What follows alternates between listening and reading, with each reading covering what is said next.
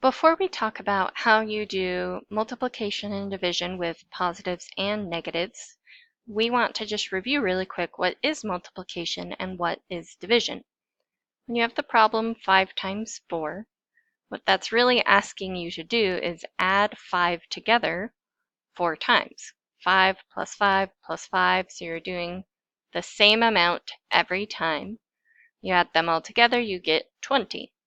And you went through and memorized, well, 5 times 4, that means 20, because we didn't want to have to add all those things together every single time, especially if it gets to be bigger numbers.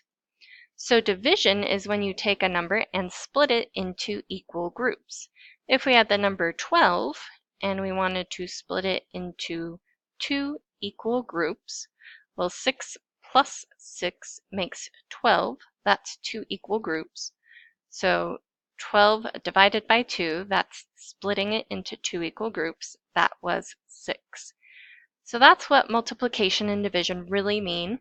It's either taking the same thing and adding it together multiple times, or taking a number and splitting it into a certain number of equal groups. If this had been 12 divided by 3, our answer would be 4, because you'd have 3 equal groups of 4. So now we need to know our rules for multiplying and dividing integers. We talked about our rules for adding and subtracting. Multiplying and dividing are different rules. It's easy to get the two sets of rules mixed up. So adding and subtracting is different than what we're about to learn.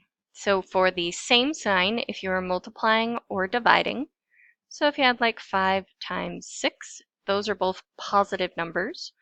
Or if they were both a negative, if we had negative 5 times negative 6, then your answer comes out positive. 5 times 6 is positive 30. Negative 5 times negative 6 is also positive 30.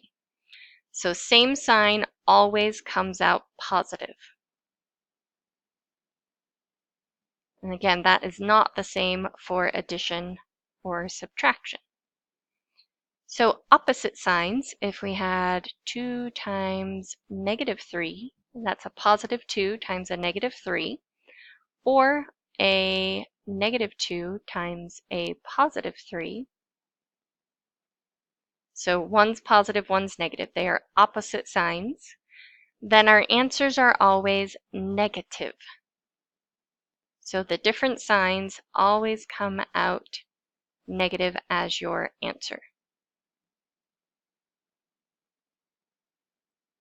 And these rules hold for division as well. If we had positive 10 divided by positive 2, these are the same signs. So 10 divided by 2 is positive 5, always positive. Or if we had negative 14 divided by negative 7, our answer is positive 2 because a negative divided by a negative is positive.